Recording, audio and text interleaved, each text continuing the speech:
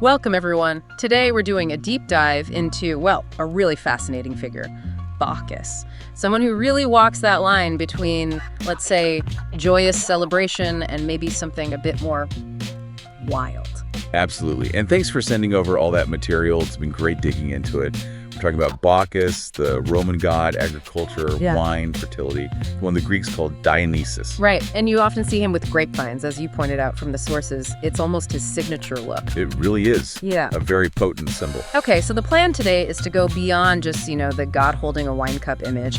We want to get into the key myths, the rituals around him, and how he's still kind of relevant, maybe in surprising ways. And it really has to start with his birth, doesn't it? Because, as your notes highlight, it's not your average origin story. Not at all. Son of Jupiter, king of the gods, and Semele, a mortal woman. Right, and this is where it gets very mythological, very dramatic. Jupiter's wife, Juno. Understandably not thrilled. Exactly. So the sources describe how she tricked Semele, convinced her to ask Jupiter to reveal his true divine form. Which is something a mortal just can't handle, right? Precisely. She was instantly incinerated, just gone. A really tragic part of the story. But Jupiter manages to save the unborn Bacchus. He does, in this really visceral image. He snatches the fetus and sews him into his own thigh to finish gestating. Wow, okay. And then months later, Bacchus is born again from Jupiter's thigh, which is where he gets that title, the twice-born god. What an entrance. Seriously. And his upbringing wasn't exactly standard Olympian fare either, was it? Based on your materials? No, not really. He was handed over to Silenus. Silenus? Often seen as wise, but also, maybe more famously, a big fan of wine. A very big fan of wine. You often see him in art, like you flagged, needing help, maybe being carried by a donkey, probably quite drunk. So, not exactly a typical godly upbringing, maybe quite influential, though? You'd have to think so, wouldn't you? Given Bacchus's later domains. And from there, he travels. The myths talk about him going pretty far afield. They do. Extensive travels, sharing the knowledge of, winemaking. One source even mentions him going all the way to India. India? Really? Yeah, teaching people how to cultivate vines, make wine. It just underlines how central wine is to his whole identity, his worship. And speaking of worship, you mentioned in your notes something about Dionysus, his Greek side, being a latecomer to Olympus. Yes, that's a good point from your reading. He was supposedly the last of the 12 main Olympians to join. Did someone have to make room? The legend says Hestia, goddess of the hearth, actually gave up her seat for him. Which kind of speaks volumes about his rising importance, doesn't it? It really does. And his symbols, the vines, the ivy, that staff with the pine cone. The thyrsus, yeah. Very distinct. You see it everywhere in depictions of him and his followers. Okay, so we have this well-traveled, twice-born god of wine. Let's get into how people actually worshipped him. These bacchanalia, they sound pretty intense. They were. The sources describe them as Roman festivals for Bacchus, marked by ecstatic rites. Lots of frenzied dancing, music, and yes, quite a bit of wine.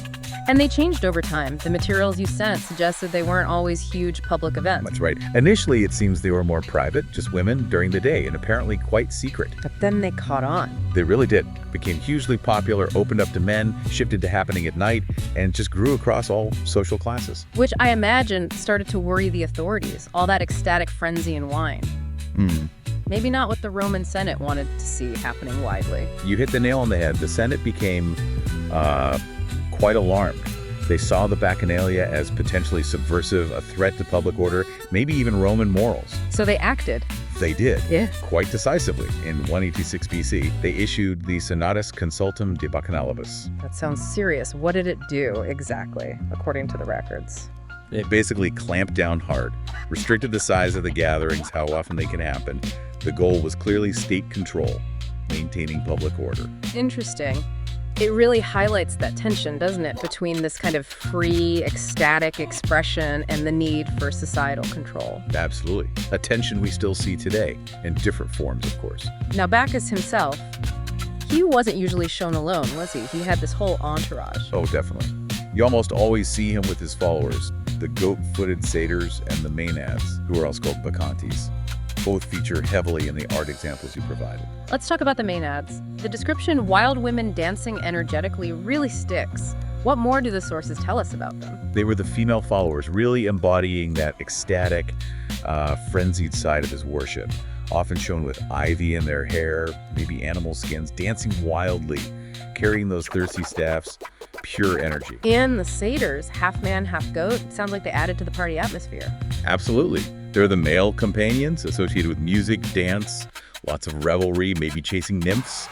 They definitely contribute to that feeling of uninhibited celebration. So putting it all together, the wine, the wild dancing, these followers.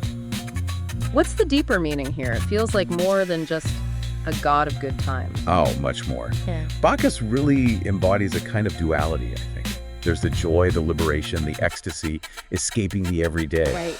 But there's also a darker edge, the chaos, the potential for losing control, the dangers of, well, excess. It's a really complex package. And that complexity, that duality, it's clearly fascinated artists for centuries. You see him popping up in some major works. He really has been a powerful subject. Take Caravaggio's Bacchus that you flagged. Yeah. That youthful god almost offering you the wine. Yeah, it feels like a direct invitation, doesn't it? To pleasure, to indulgence, maybe. Exactly. Then you have something quite different, like Velázquez's Triumph of Bacchus or The Drinkers. Right, that one feels much more earthy, almost comical, with the ordinary guys getting drunk around him. It does. It shows that liberation aspect, maybe, but in a more grounded, less idealized way. Freedom from the daily grind through wine. And then there's Titian's Bacchus and Ariadne. That captures a whole different mode. Yes, that's all about passion, isn't it? The moment he sees Ariadne and falls instantly in love, it shows his impulsive, passionate side. It's amazing how different artists bring out these various facets, and his legacy isn't just in painting, right? I mean, we still use the word bacchanalia. We absolutely do. It's become a general term for any kind of wild, drunken party or revelry. That alone tells you how much his myth, those original festivals, have stuck in our cultural memory.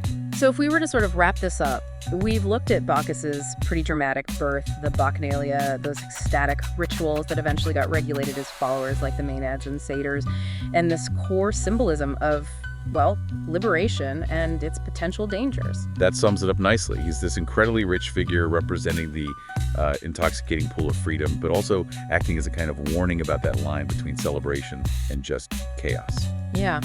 And thinking about that history, especially how the Bacchanalia went from these perhaps secret rites to something the state felt it had to control, it really leaves us with something to chew on, doesn't it? Mm-hmm. What does that whole trajectory tell us about that ongoing push and pull in any society, really, between individual freedom, especially ecstatic expression, and the need for social order? You know, how does this ancient god story still echo in our own debates about celebration, control, and the human desire for, well, for transcendence or ecstasy? Something definitely worth pondering. Thank you for joining us for this deep dive.